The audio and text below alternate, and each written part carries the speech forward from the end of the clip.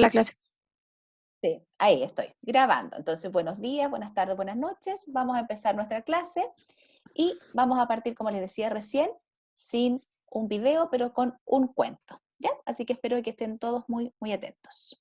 El cuento se llama El joven en muletas. Érase una vez un joven rey de un imperio lejano que se cayó un día de su caballo y se rompió las dos piernas. Aunque contaba con los mejores médicos en el reino, ninguno consiguió devolverle la movilidad. No le quedó más remedio que caminar con muletas. Sin embargo, debido a su personalidad orgullosa, el monarca no soportaba verse inválido, por lo que ver a gente de la corte caminando sin esfuerzo le ponía de muy mal humor. Por eso, mandó publicar un decreto por el cual se obligaba a todos los habitantes del reino a llevar muletas. De esta forma, del día a la noche, todo el mundo comenzó a arrastrarse con el apoyo de dos palos de madera, aún en contra de su voluntad. Las pocas personas que se rebelaron y se negaron a andar con muletas fueron arrestadas y condenadas a muerte. Tal era la crueldad del rey. Desde entonces, las madres fueron enseñando a sus hijos a caminar con la ayuda de muletas en cuanto comenzaban a dar sus primeros pasos. Puesto que el rey tuvo una vida muy longeva, muchos habitantes desaparecieron llevándose consigo el recuerdo de los tiempos en que se andaba sobre las dos piernas. Años más tarde, cuando el monarca finalmente falleció, los ancianos que todavía seguían vivos intentaron abandonar sus muletas, pero sus huesos frágiles y fatigados se los impidieron. Acompañados por sus inseparables muletas, en ocasiones trataban de contarle a los más jóvenes que años atrás la gente solía caminar sin la necesidad de utilizar ningún soporte de madera. Sin embargo, los chicos solían reírse de ellos. Movido por su curiosidad, en una ocasión un joven intentó caminar por sus propios pies, tal y como los ancianos le habían contado. Al caerse al suelo constantemente, pronto se convirtió en el hazmerreír de todo el reino. Sin embargo, poco a poco fue fortaleciendo sus entumecidas piernas, ganando agilidad y resistencia, lo que le permitió dar varios pasos seguidos. Curiosamente, su conducta empezó a desagradar al resto de los habitantes. Al verlo pasear por la plaza, la gente dejó de dirigirle la palabra, y el día que el joven, ya recuperado por completo, comenzó a correr y a saltar, todos creyeron que se había desquiciado por completo. En aquel reino, donde todo el mundo lleva una vida limitada, caminando con la ayuda de muletas, mientras que al joven se le recuerda como el loco que caminaba sobre sus dos piernas.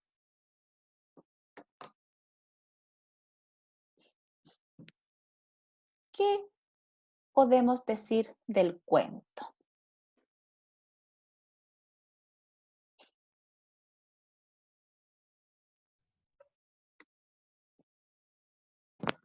Que tiene relación con el video de la clase pasada, ese Ya. experimento que vimos.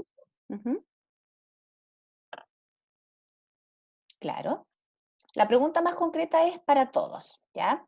Es acerca de los diferentes escenarios que nosotros tenemos a nivel cultural, social, organizacional, educativo y familiar.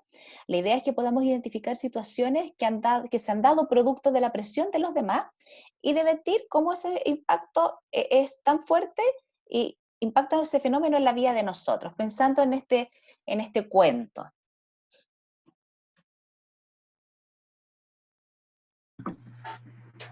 Yo creo que se podía contextualizar con lo que está pasando ahora de las elecciones, o sea, de la elección, el 25 de octubre, ¿Ya? que, por ejemplo, o sea, las antiguas generaciones ya estaban acostumbradas a lo que pasó con el golpe de Estado y se acostumbraron a la constitución que estaba ahora, pero entonces llegó la nueva generación que ya se hartó de eso y quiso ser diferente, entonces las generaciones antiguas como que tachan a los demás de crear algo que no se puede hacer, podría hacer.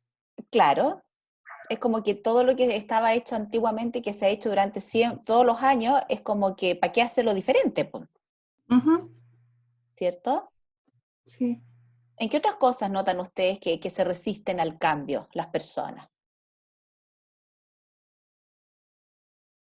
Porque el otro día hablábamos de la influencia de las masas, ahora es de la resistencia del cambio.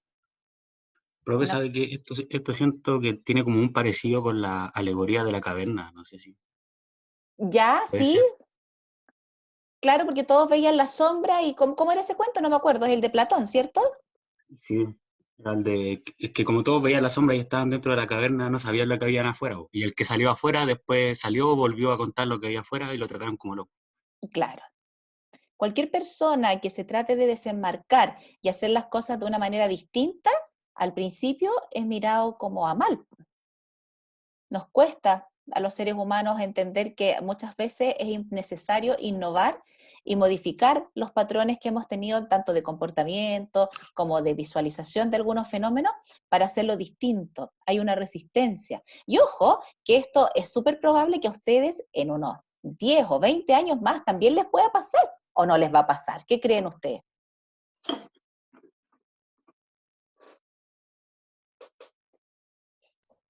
Lo más probable es que sí, o sea, sobre todo con los cambios generacionales, por ejemplo. Ujú.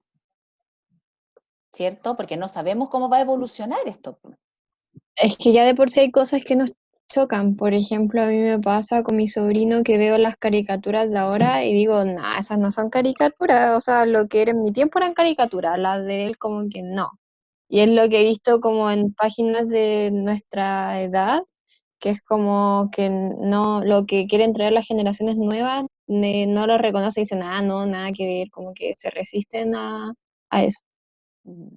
Y pareciera ser que hacemos como un juicio valórico, ¿no? Por ejemplo, el mismo tema que tú das de las caricaturas. Es como, ¿cuál sería la crítica de lo que ves ahora y lo que veíamos ustedes de niños y después lo que veía yo de niña? Sí. ¿Cuál sería la crítica que tú, o lo que la observación o el juicio que tú emites? No sé, por ejemplo, me pasa con mi sobrino cuando estuvo como de moda esta cuestión el Baby Shark, que todos andaban cantándola. Ya yo decía, pero ¿cómo? Le decía a su madre, le decía, ponle música realmente infantil, o sea, cachureos, que la pueda bailar. En cambio, esto es una cosa totalmente repetitiva y como plástica. Y le decía, ponle, no sé, cachureos, mazapán, música que que yo no sé, no entiendo de música que yo escuché durante mi infancia y que la verdad me parece mucho más entretenida que la que él estaba tratando de escuchar, por así decirlo. Ya. Claro, a uno como que le impacta, ¿cierto? Porque, por ejemplo, frente a los temas de la infancia hoy en día, pareciera ser que todo es como mantener al cabro lo más conectado a la pantalla, así como un poco electrificado y todo el rato Sí, como más entretenido. plástico. Ujú. Sí, como más plástico, así como hoy está llorando, toma. Y yo me acuerdo de cuando era chica, hoy está llorando, no, mira una pelota, mira, te tiro la pelota, no sé, como que siento que igual yo creo que es como difícil si es que nosotros llegamos a ser papás, el cambio generacional que vamos a observar en nuestros hijos, muchas veces nos pueden chocar muchas cosas, como también nos ha pasado a nosotros como generación con nuestros propios papás. Ujú.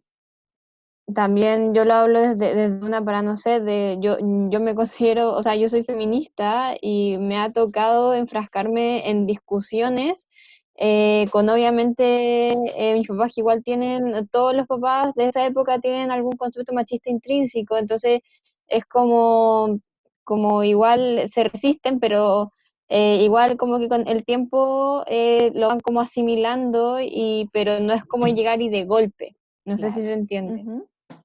Hay como que ir depurando la información, evolucionando y actualizándose y como que teniendo fundamentos y argumentos para poder explicar el por qué es importante esta evolución y por qué es importante hacer el cambio de mirada. Si no te hace sentido, no cambias, po. Por supuesto. Oiga, Y- profesora, yo el cambio que veo de generación, igual ahora yo que lo pensé, lo veo súper simple porque nosotros crecimos, o al menos yo creo que la mayoría crecimos como en una época que los papás no andaban con el celular en la mano todo el día y nos cuidaban y cada día era como todos los días eran enseñanzas nuevas y que aprendíamos valores y cosas así, porque nos pasaban cosas, andábamos corriendo, jugando, no sé, o volvíamos con la ropa, por ejemplo, es como que ya al cabro chico le pasan el celular y que se entretengan solo. Claro, es como la nana virtual, pues. Claro, eso es el cambio que yo veo, que nosotros, por ejemplo, cuando estamos más viejos, vamos a notar más la diferencia. Oye, Javi, se te acopla un poco el audio por cualquier cosa, ¿ya? Por si de repente no te seguimos el hilo, es porque se acopla y se corta. No, era que nosotros crecimos sin celular y ahora todos crecen con celular y eso. ¿Tú qué edad tienes, Javier? Yo 20 años. Ya, mire, Es decir, imagínate, no sé, eres yo me, jovencito, yo me ¿cachai? crié andando en skate, por ejemplo, Ya. andando en skate jugando a la pelota, pero ahora eso ya no se da tanto, por ejemplo. Sí, pues imagínate que, por ejemplo, el otro día a mí me tocó ver, no sé si ustedes, no creo que lo hayan visto, pero eran los Thundercats. ¿Vieron alguna vez los dibujos animados de los Thundercats? Sí, yo lo vi.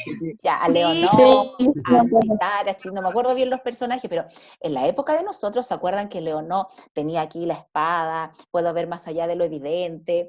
Y era como otro el trasfondo de la serie, no era precisamente para niños chicos, porque había como que pensarla bien. Lo mismo pasaba con Héroes Góticos, ese de las gárgolas, ¿ya? Que eso ya no es de mi generación cuando yo era chica, ese es de la generación más o menos de ustedes, de cuando ustedes eran pequeños, que yo lo veía con mi hijo grande. Pero el otro día me toca ver los me toca ver los Thundercats, que estaba viendo mi hijo que tiene 8 años.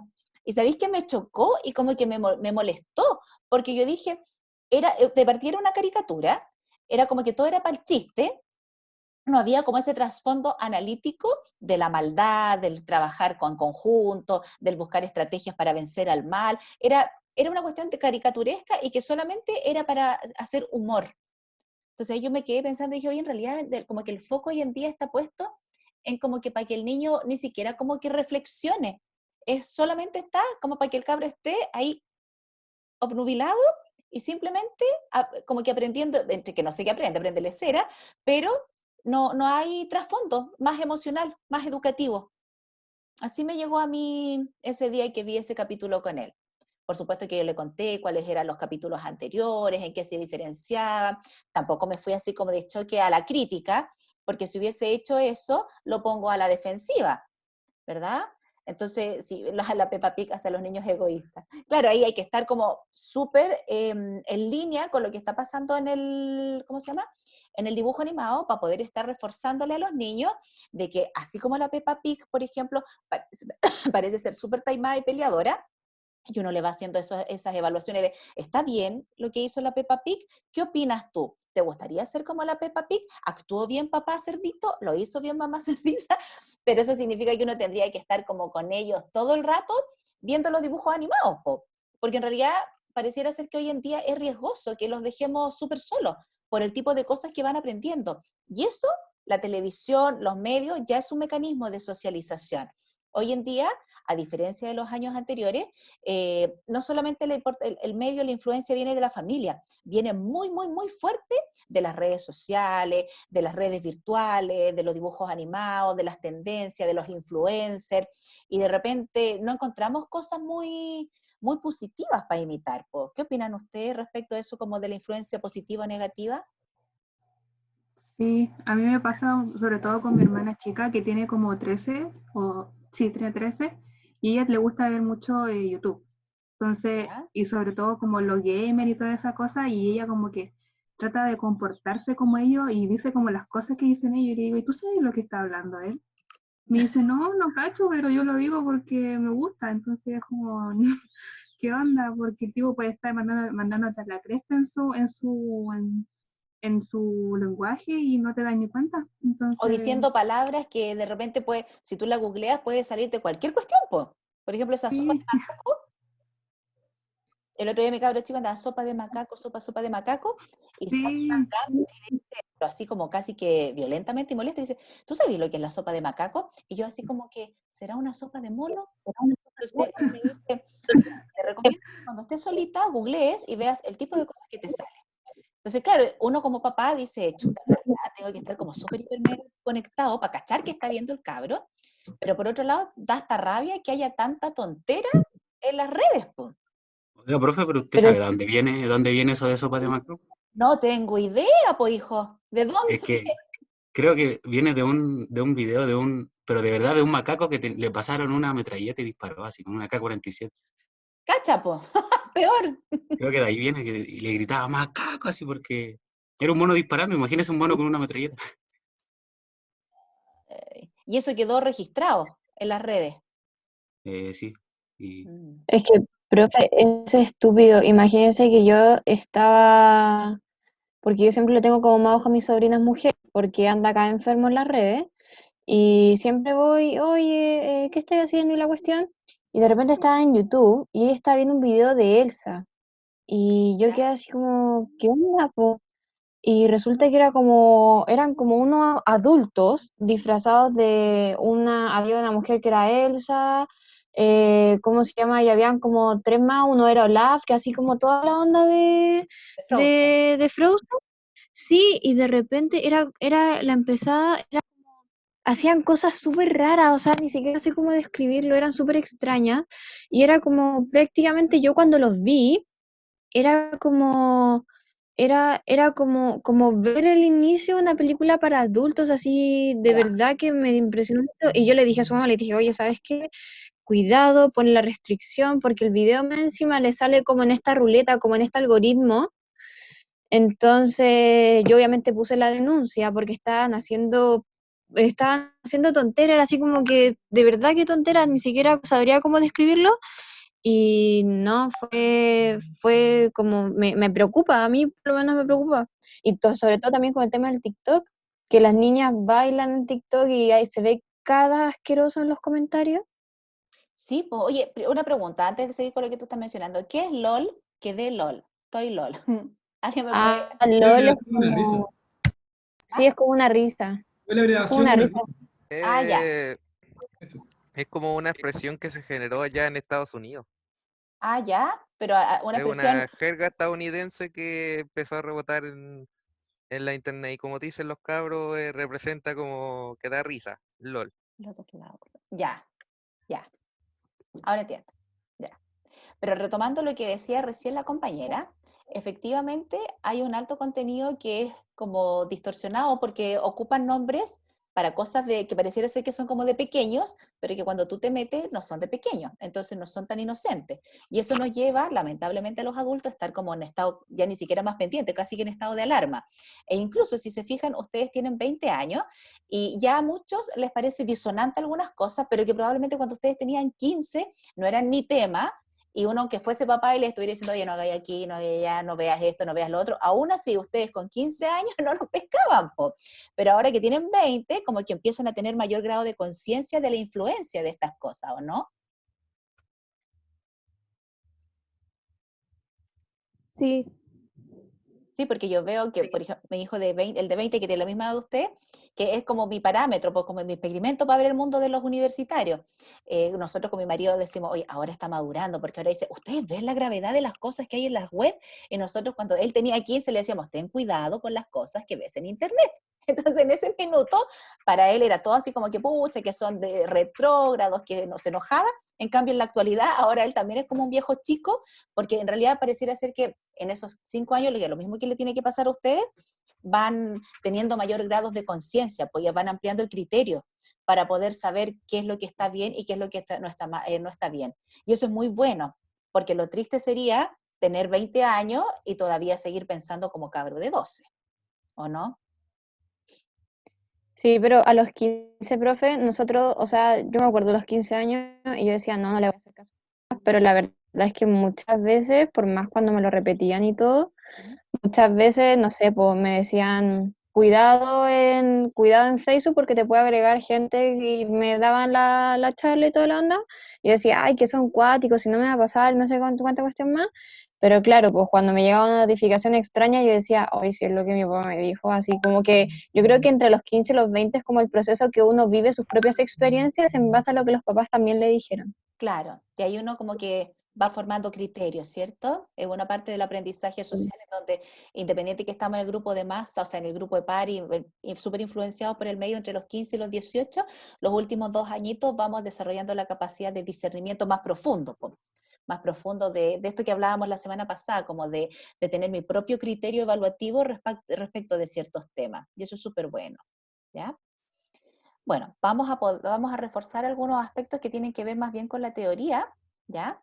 Y de cómo los teóricos postulan que se va desarrollando y gestando el proceso de aprendizaje social. Porque, como hemos mencionado en otros minutos, todo parte por un medio como familiar, en donde el bebé nace, se va vinculando con las personas del entorno, las personas del entorno van reaccionando de manera afectiva con el bebé, en donde el bebé va viendo si es que el niñito, o sea, si es que los papás le sonríen, si es que los papás lo desprecian, si es que los papás acogen sus necesidades, si los papás lo mudan, si los papás son negligentes. El niño, por supuesto, no toma esa evaluación, pero el bebé va configurándose va configurando su identidad, su personalidad, su estructura emocional en base a esa interacción con su medio, ¿ya? Por ejemplo, hay muchos bebés que son súper llorones, y los papás se estresan tanto y le dicen al resto, dicen, no, déjalo llorar nomás. Y el cabro se raja llorando, po, y termina de llorar no porque el niño se aburra, se termina de llorar porque el niño ya se cansó. Y emocionalmente el niño lo que logra entender es que los papás no están ni ahí. Entonces, esos niños, por ejemplo, que por lo general los dejan llorar y llorar y llorar y llorar, y los papás no acuden a satisfacer de manera no inmediata, pero de manera pronta, esa necesidad afectiva del bebé, porque el bebé es instintivo o pulsional. El bebé cuando llora, cuando tiene caca, cuando tiene chanchito, cuando tiene hambre, cuando tiene frío, bueno, llora todo el día, pero siempre tiene alguna de esas variables, pero el bebé no llora para decir, le voy a jorobar la tarde a esta vieja que justo se sentó a ver la teleserie. La guagua no tiene esa capacidad de hacer ese análisis, entonces el bebé simplemente llora. Entonces, cuando es muy repetitivo que los papás o el cuidador, hablemos del cuidador, no acude a ese llamado y a esa necesidad del bebé, el bebé empieza a interpretar que los papás no están interesados. Y de hecho, muchas de las estructuras de personalidad depresivas surgen a raíz de ese patrón vincular. ¿Por qué? Porque el niño está solo. Por otro lado, tienes a estos bebés que lloran y la mamá apenas llora, ¡pum!, aparece. Apenas no alcanza ni a quejarse, ¡pum!, y la mamá aparece. Entonces el niño está 100% satisfecho la mayor parte del tiempo. No alcanza ni a pedir algo cuando ya lo tiene. Y después ese niño se va acostumbrando en sus patrones relacionales a creer que es el centro del universo, que todo el mundo tiene que correr por él. ¿Por qué? Porque obviamente siempre está satisfecho, pues. Y ahí aparecen los patrones fóbicos, porque aparte los papás como que le generan al niño la sensación de que es el centro del universo. Dígame, ¿alguien quiere preguntar algo? ¿No? Ya. Entonces el niño, como tiene esa capacidad, o sea, los niños van interpretando las claves del ambiente, va creyendo que en el fondo, claro, todos tienen que bailar al ritmo mío. Después aparecen otros niños que los papás son muy ansiosos. Entonces, si el niño no come, el papá se pone ansioso y le trata de meter la comida. El niño, no sé, no ha hecho caca, el papá va y hace alguna cosa para que el niño haga caca. El niño no quiere dormir, entonces el papá ansioso lo pasea toda la tarde para que el niño se quede dormido. Entonces el niño empieza a generar también un patrón ansioso, en donde interpreta que el papá siempre está, o la mamá o la abuelita, quien sea, siempre están nerviosos por la presencia de él. Y después, cuando son más grandes, son estos adultos que siempre chantajean al niño. Entonces el niño, una, crece ansioso, y dos, crece manipulable, porque el niño está siempre pensando en que para que lo quieran tiene que agradar al otro, ¿ya? Y después tienes otro, que ahí yo les hablo como, esto no es una clase como de psicología pura, pues tendría que estar más horas explicándoles esto, pero es como para que entiendan cómo se va configurando, porque una cosa es el aprendizaje social con el entorno, y otra cosa es lo que pasa con el sujeto, ¿ya? A nivel de estructura, como a nivel de personalidad, de rasgos nucleares, de autoestima, dentro de este entorno, ¿ya? Entonces, hay otras personas que crecen también con una necesidad súper fuerte de aprobación, de siempre tener que estar siendo reconocidos por el entorno, y son niños que están siempre pendientes del juicio que emite el resto. Y por lo general son estos niños con cuyas madres están siempre en función de la comida. Entonces el niño tiene que comer a sus horas, lo obligan a comer, el niño siempre está como exigido emocionalmente de parte de los papás a cumplir ciertas cosas para poder estar agradando al resto. Entonces ahí, de los que yo les mencioné, aparecen los patrones de personalidad que son los dápicos, los fóbicos, los obsesivos y los depresivos. Existen tipologías puras, pero por lo general se van dando híbridos, lo mismo que con las generaciones, ¿ya? Dependiendo de la forma en que se van vinculando, se van creando patrones combinados. Por supuesto que hay combinaciones que no se van a dar. Por ejemplo, es difícil encontrar un gallo depresivo que sea obsesivo, porque tienen naturaleza distinta, mecanismos de enfrentamiento diferentes. Pero ¿por qué hago ¿quién está levantando la mano acá? ¿Quién quiere hablar? O hacer una pregunta.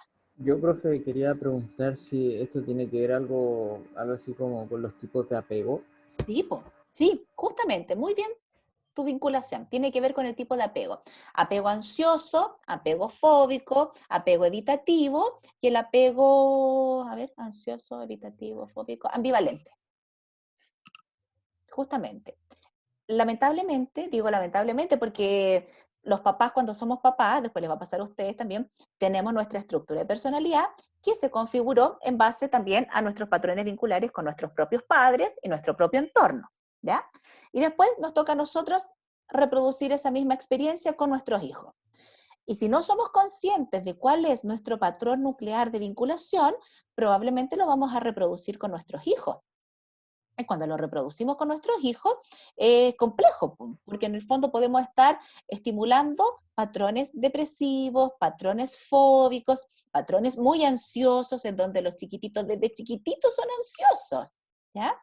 Patrones obsesivos desde chiquititos con la limpieza, con las tareas, con la perfección. Entonces, ya después, cuando somos adultos, es tan difícil como desenredar esa madeja de muchos comportamientos. La idea es que los padres, siempre hablo de la madre porque se supone que el bebé nace, la mamá lo amamanta, ¿verdad? Pero a veces no está la mamá, entonces está un cuidador que suple la figura materna. Entonces la idea es que tanto mamá como cuidador tengan, ojalá, un equilibrio emocional en donde puedan tener bien ponderadas sus actividades y sus formas de reaccionar. Entonces de hecho se habla de la madre suficientemente buena, nunca 100% buena y nunca 100% mala.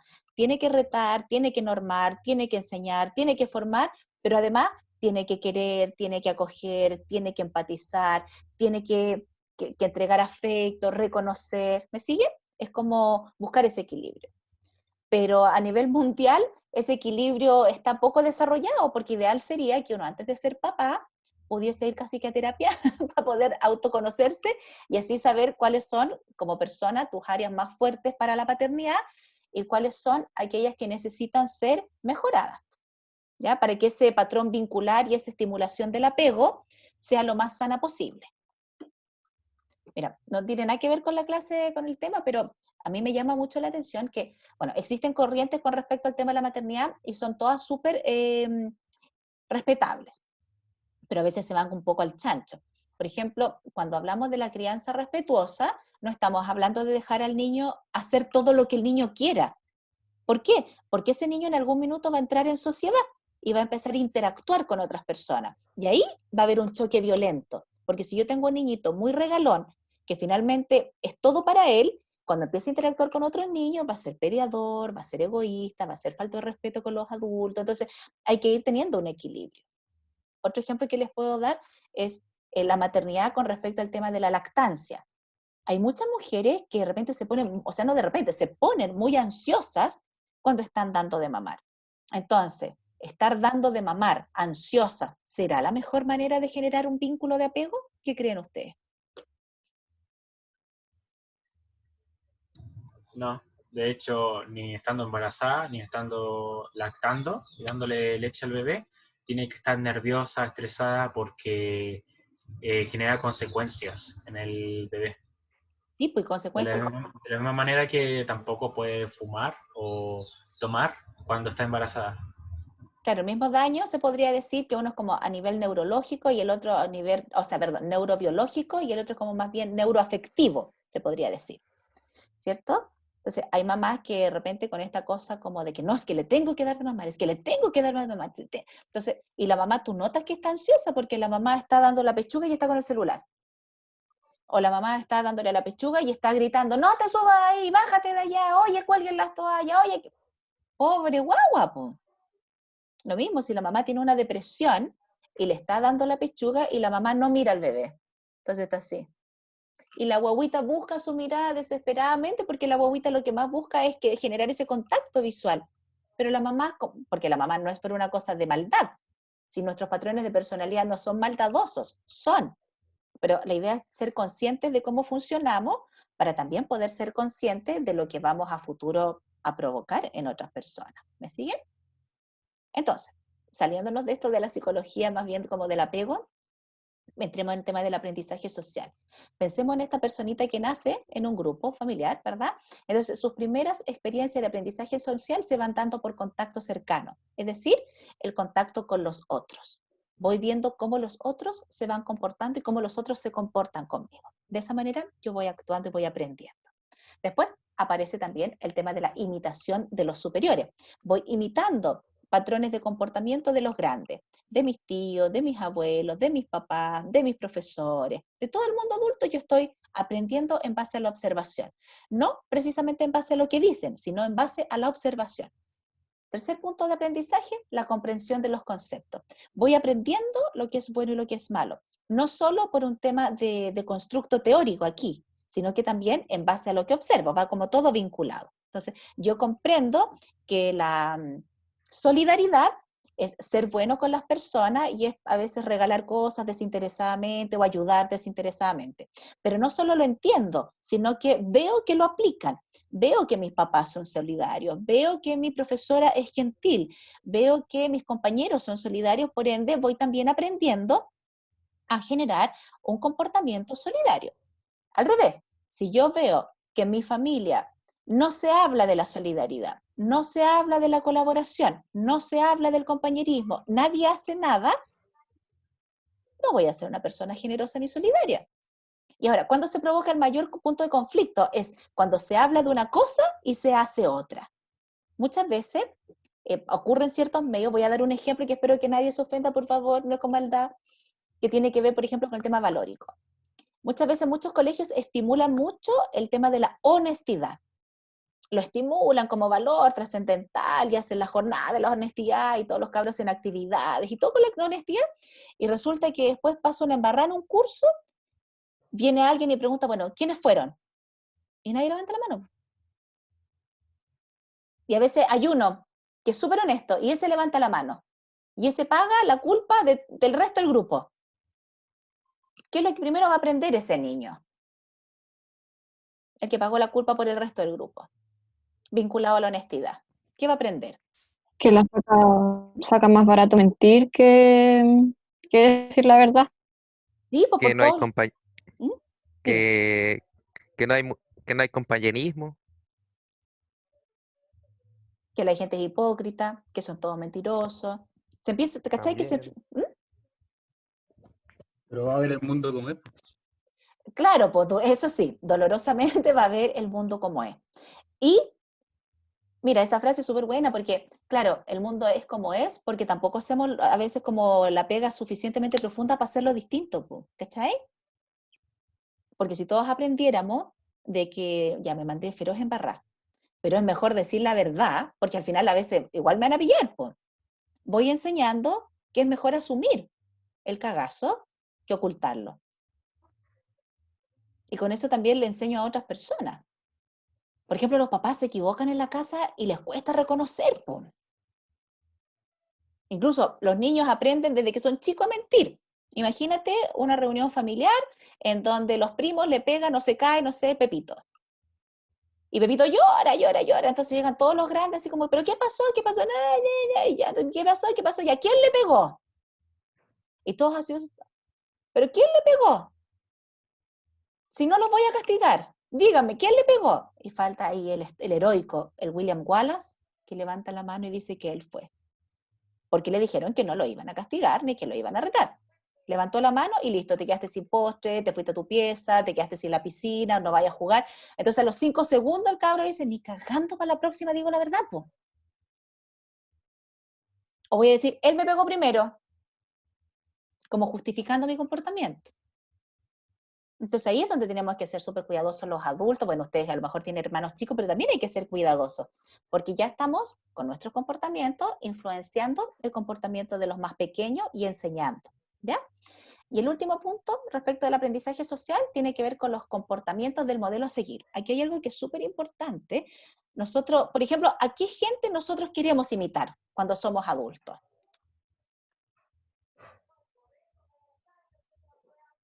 ¿A quiénes admiran y les gustaría imitar a ustedes? Pura gente exitosa. Ya, pura gente exitosa. ¿Qué comportamiento tienen las personas exitosas? Que aprenden de sus errores, de los demás. Tienen, es que son muchos. Ya, pues, pero Es dame unos demasiado. buenos, pues. Ahí los chiquillos están comentando harto bueno. Sí, pero ahí Nancy dice, a grandes exponentes de la sociedad civil. Ya, ¿quién? Dígame uno, ay, que me convenza. Ya, Elon Musk, ¿no? Puede ser. Ah, ya, pucha, no, muy, muy moderno. Goku, ya. Paulo Coelho. ¿Quién más? Pero un chilense, po. Ya, pues, por lo general los niños responderían como mis papás, ¿cierto? Mira, yo tuve, hace años atrás, le voy a dar un ejemplo así como de vieja, pero no soy tan vieja. Tuve una profesora que se llamaba Mabel Valenzuela, y y la tuve en segundo básico, po, segundo básico. Era dulce, era amorosa, era justa. Me acuerdo que sentía que era justa, era de tercero básico. Y esa profesora después se casó y quedó esperando bebé y no pudo volver más al colegio. Pero me van a creer que muchos de los que éramos compañeros en tercero básico y que vimos a esa profesora solamente ese año, nunca la olvidamos. Nunca la pudimos olvidar por la ternura de esa profesora. Y con esta cuestión de la era del Internet, yo creo que el año 2008 más o menos, la ubicaron varios de mis compañeros y tuvimos contacto con ella. De hecho, el otro día yo hablé por WhatsApp con ella, con una profesora que, imagínate, es cuando yo tenía 8 años, pues hace 32 años atrás. La cosa es que en la actualidad sigue siendo una persona dulce, sigue haciendo docencia, ya no hace en colegios, en la universidad, pero yo la observo, ahora que está vieja, y digo, me evoca, y por sus publicaciones, y por las cosas que ella describe, los mismos sentimientos como de admiración que cuando yo era pequeña, porque era un modelo a seguir, porque era una galla amable, tierna, con paciencia. ¿Me explico? Entonces yo observaba que ella era, ahora hago el análisis, pues por algo era tan significativa para mí, porque era una buena persona. ¿Me siguen?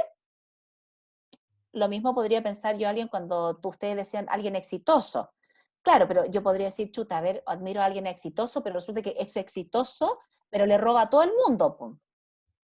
A lo mejor quiero ser como él, sí, es súper válido, pero ¿estaré siguiendo un patrón positivo?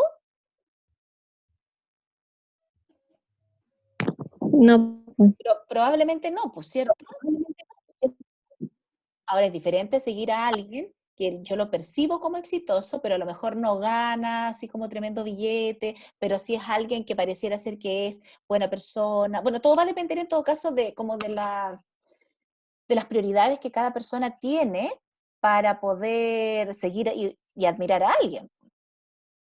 Ya eso es una cosa motivacional personal, pero aparece como una motivación de querer seguir a alguien y admirarlo e imitarlo en base también a sus consecuencias, a las consecuencias en realidad de su comportamiento. Es felicitado, es admirado, cayó preso. En el AMPA o en ciertos sectores sociales se admira al narcotraficante más power, se admira al maleante más bruto, y esos son modelos a seguir, pero son como códigos dentro de un segmento social. ¿Me explico? Sí, profe. ¿Cómo lo de segmento social? Claro, porque mira, ayer, por ejemplo, le decía a mi marido que veníamos discutiendo por una cuestión. O sea, discutimos, pero conversábamos. Entonces yo decía que uno tiene que pensar que hay personas, por ejemplo, yo le daba el ejemplo a él y se lo voy a dar a usted. Una persona que nace en la extrema pobreza, crece en la extrema pobreza, vive en la extrema pobreza y todo su mundo alrededor es de extrema pobreza. ¿Esa persona podrá tener posibilidades de desarrollo? las mínimas. Probablemente O sea, depende del entorno que Sí, se el círculo tenga. social. pero estamos hablando de pura pobreza, pues o sea, yo le estoy poniendo el ejemplo más extremo, así como que casi que no, por ni una parte tiene cómo salvarse. O sea, el mínimo, o sea, al final son niños que si es que terminan el colegio, se ponen a trabajar a temprana edad para ayudar a cubrir los gastos en la casa porque no les alcanza y efectivamente es una realidad que es lamentable, pero existe. Pero existe. Y esa generará resentimiento, resignación, lo que hablábamos en la clase pasada. Yo creo que resentimiento. Claro, si el cabro es consciente, pero sobre todo si la persona sabe que tenía pasta para hacer otra cosa, po. Si es habiloso, si es busquilla. Pero si no, probablemente vaya a oscilar en la resignación, en donde los papás le van a decir, ¿para qué quería estudiar? ¿Pero y para qué quería hacer algo si soy un bruto de porquería? Mira cómo vivimos, ¿a dónde vamos a salir adelante nosotros? ¿Sí? El impacto del medio inmediato. Súper diferente cuando tú tienes a alguien o conoces a alguien que viene de un medio crudo, o sea, no que no esté cocido, sino que crudo, muy hostil, y que esa persona tenga un tío o un profesor o alguien que se dé cuenta que él es capaz de salir adelante y genere los canales para apoyarlo, que lo ayuda, que le refuerza el aprendizaje, no un cura, porque ya sabemos cuáles son las otras intenciones de repente, pero pensemos Sí, en un profe, sí, pues si ahora de los curas, puta, tenéis que no, lo veis muy interesado y, puta, ¿será tan bueno el cura? Yo arranco, po. cualquiera.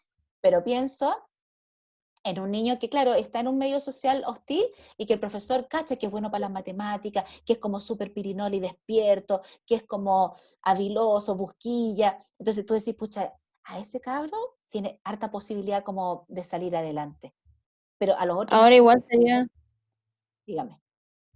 es que igual sería distinto si dentro de los papás existiera un refuerzo positivo, porque yo me acuerdo que una vez que me quedé conversando con una señora que limpiaba autos y decía, yo vivo en una toma, pero que ella se había sacado la cresta por sus niños y que ahora los dos que tenía, el primero estaba a punto de egresar de una universidad estatal y el otro estaba en camino, pero que ella siempre les dijo que tenían que estudiar. Y es básicamente también lo que nos debe pasar a muchos de nosotros, porque, por ejemplo, yo soy clase media, pero tampoco mis papás nacieron con las cosas regaladas, pero desde chico era, oye, tenéis que estudiar, y pucha, igual existe un refuerzo positivo desde ellos hacia mis hermanos y a mí. Entonces, también yo creo que igual tiene que ir por esa parte, porque también tengo la otra parte de amigas ¿Mm? que me han dicho, ay, ¿para qué voy a estudiar si mis papás no me quieren pagar la carrera? Porque dicen que sería una pérdida de plata. Y yo les digo, no, pues tenéis que buscártelas, tenéis que estudiar. Y me han dicho, ¿sabéis que yo la he ayudado a buscar becas? Y ahora tengo una amiga que está estudiando y me dice, ¿sabéis que si tú no te metido? Entonces igual depende si es que dentro de ese entorno que está como muy malo hay un refuerzo positivo que le diga, oye, ¿sabéis qué? Créete el cuento y tú sí podís. Sí, pues. Súper bueno lo que hiciste tú por tu amiga, porque claro, eso de créete el cuento y todo eso, claro, lo decimos porque pensamos que a nivel cognitivo la persona lo puede desarrollar, pero muchas veces a nivel emocional, por esto que hablabas hace un ratito del tema de la estructura de personalidad y esos rasgos emotivos, es como que la persona se hace trampa, po. Tiene todas las capacidades intelectuales y físicas para hacerlo, pero emocionalmente no se siente capaz. ¿Cachai? Sí, po. Y por eso es importante esto del trabajo personal, pero que también viene del medio. ¿Sabes? Entonces, por ejemplo, lo que decían estos expositores del aprendizaje social, por ejemplo, Julián Rotter decía que había una relación directa en el aprendizaje social entre el individuo y su ambiente. O sea, que el sujeto era 100% influenciado por el ambiente para poder hacer o para poder construir constructos sociales. ¿Ya? Pero después aparece Albert Ellis, que maneja otro modelo, en donde dice, hay un modelo, lo que te decía recién, racional emotivo. Entiendo lo que pasa, pero me provoca emociones. Entonces, mis papás me tratan bien, me dicen que soy habiloso, soy bueno para las cosas, aunque no sea pero, fantástico, pero me siento bien. Entonces, voy aprendiendo cosas positivas, voy desarrollando, porque también hay un refuerzo del entorno. Me felicitan o me castigan. Si me viven castigando por todo lo que hago, ya sea bueno o malo, por supuesto que voy a ser una persona insegura también. Ay, se le acopla el audio, profe. ¿Todavía? No, yo no lo escuché así. No, ay, no. Yo lo escucho bien. Se le No, cortó el sistema de repente. No Pero me puede hagan ser por entrar el en internet. pánico, por favor. no, profe, si a veces el audio se acopla por la señal de la internet de nosotros mismos. Ah, Ay, gracias. Ya, pero en todo caso, cualquiera que me diga, acuérdense que la clase igual queda grabada, pues, porque la idea es que lo puedan escuchar bien, ¿ya? Ya, entonces, estaba diciendo que Albert Ellis mencionaba que ya no era solamente el entorno el que influencia en el proceso de aprendizaje y de socialización del niño, sino que también parte del niño, temas emocionales y afectivos del niño. Y después aparece Albert Bandura con todo el tema del aprendizaje cognitivo-conductual y observacional. Yo voy observando patrones de comportamiento en los otros, pero voy viendo también qué beneficios o sanciones tienen los otros de su comportamiento. Y por eso los imito. ¿Voy a imitar al cabro que lo castigan todo el día? No, po. Pero voy a No, tratar, po, no.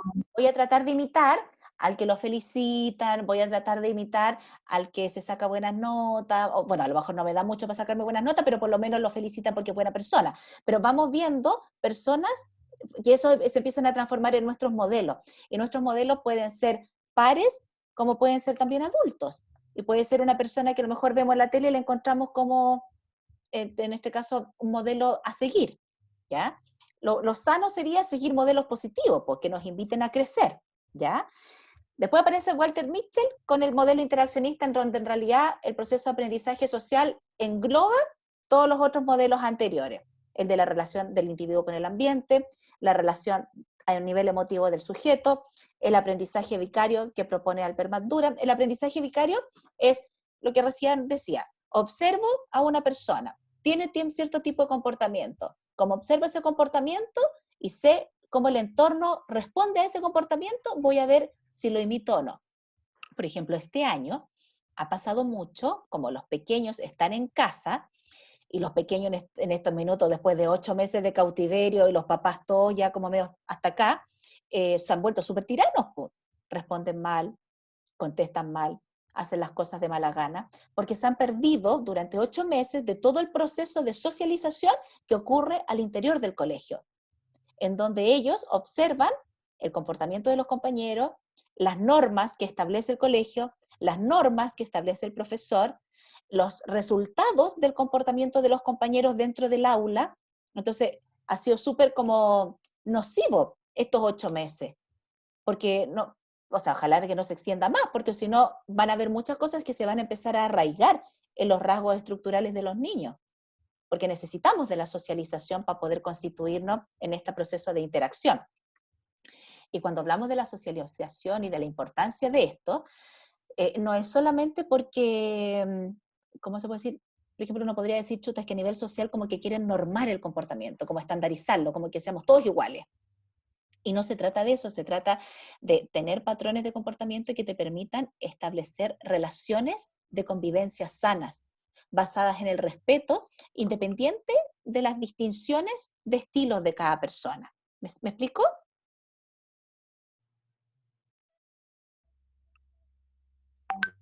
Sí, profe. Hablo de las distinciones de comportamiento porque puede que haya uno que sea más tímido, otro que sea más extrovertido, otra persona que sea más inquieta, otro que sea más locuaz, más verbal, ¿verdad? Uno que sea más bueno para las matemáticas, otro no. Entonces, dentro de esas distinciones, igual tiene que haber un marco de convivencia.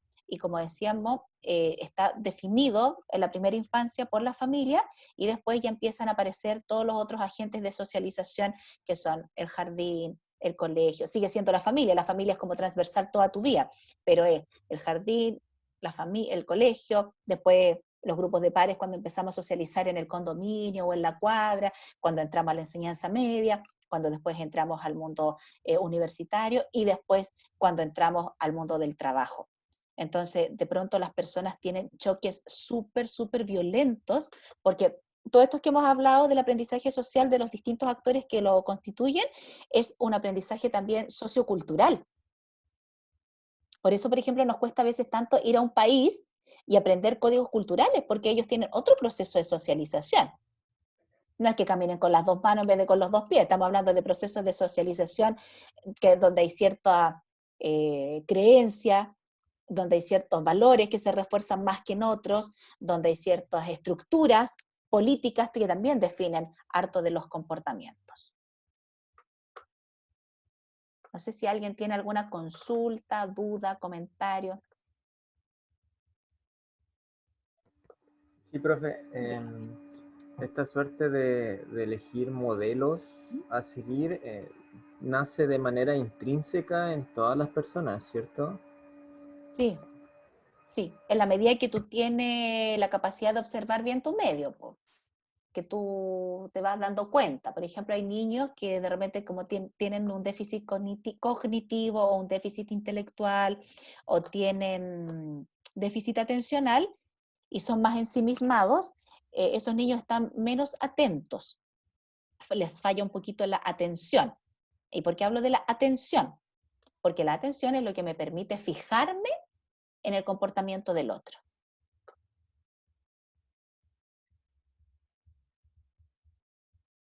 ¿Ya? Profe, ¿qué pasa en ese caso? Cuando no tiene un modelo a seguir. O cuando no se da cuenta que tiene un modelo a seguir. Claro, ahí es importante, por ejemplo, cuando tú encuentras, a ver, los padres o los adultos debemos estar muy atentos a los comportamientos de los niños. Muchas veces los adultos decimos, si son niños, déjalo, después va a aprender. Tiene 15, si es cabro, déjalo, después va a aprender. Tiene 30, si es joven. Entonces, ¿aprendió? Probablemente no, po. No, pues. Porque siempre le estuvimos disculpando que primero era cabro chico, después era adolescente, después era adulto, joven. Pero, porque hablo de prestar atención? Porque hay ciertos niños, ciertas personas que nacen con ciertos temas intelectuales y también con cierto bajo desarrollo de ciertos aspectos emocionales, y ahí es mejor ir a un especialista cuando son pequeños, ¿ya? Para descartar temas neurológicos, temas psiquiátricos, y sobre todo si hay temas conductuales, para que la familia haga los cambios respectivos. Porque muchos papás dicen, oye, es que mi hijo es súper tímido y mi hijo no interactúa y pareciera ser que está siempre ensimismado, y resulta que la mamá es de esas mamás como que habla, y en el espacio es egocéntrica, el papá es como súper sumiso, en realidad como que se subyuga a lo que dice la madre. Entonces es como esperable que el niño, que nadie lo pesca, o que cuando quiere decir algo, nunca su opinión es válida, sea un cabro retraído y que sea distante, porque no encuentra satisfacción inconsciente en la relación. ¿Me explico? Sí. Entonces, es como, si te fijáis, como la explicación que te doy, es como que es bien redondita, porque es como el niño, el comportamiento de los padres, el medio, qué es lo que habría que modificar, y siempre descartar un tema neurológico. Porque claro, por ejemplo, cuando los niños, el otro día, no me acuerdo si en este curso o en los otros paralelos, algunos niños mencionaron que habían tenido compañeros autistas o que tenían familiares o hermanitos autistas. Entonces hay que tener súper claro desde chiquitito que ese pequeño es autista, porque ese niño tiene una condición diferente. Por ende, su proceso de socialización va a ser distinto.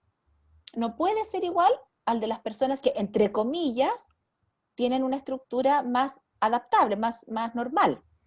¿Ya?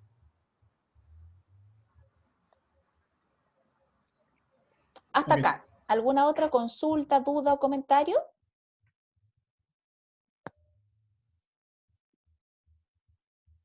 ¿No? Muy bien. Vamos a quedar hasta acá. En la próxima clase seguimos con el tema de cada uno de los autores, profundizando un poco más, pero quiero saber cómo... Profe, Dígame. ¿me puedo quedar un ratito después de la clase para hacerle una pregunta? ¿Quién me habla? Ay, ¿quién es la que me habla? Yo, Natalia. Ya, Natalia. Natalia Celedón. Sí. Ya. ¿Y el resto cómo va con su Gracias, profe. trabajo? Profe, nosotras queríamos preguntarle si influía que entrevistáramos a familiares directos, que podía ser cualquiera, o había algún requisito. No hay problema. Lo importante que les dije a algunos de sus compañeros que sería choro que si van a entrevistar, ojalá pudieran a lo mejor generar una videollamada, alguna cosa de ese estilo, para que estén las 3 o 2 personas del grupo entrevistando a un sujeto. Porque ahí ustedes se van a dar cuenta cómo 2 personas recibiendo la misma información pueden interpretar de manera distinta algo que está diciendo el entrevistado. ¿Ya? Pero sí pueden, que en estos minutos el medio directo, los familiares directos son como la carta para poder entrevistar, pues. Sí, por eso. Sí, ¿ya? Ya, gracias, profe. No, ¿de qué? ¿Estamos entonces?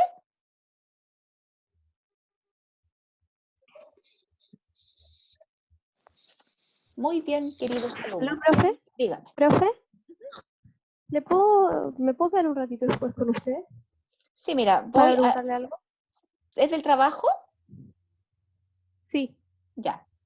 Natalia Celedón también se va a quedar, entonces ahí yo creo que tendríamos que estar las tres, una aclara las dudas primero y después la aclara la otra, ¿le parece?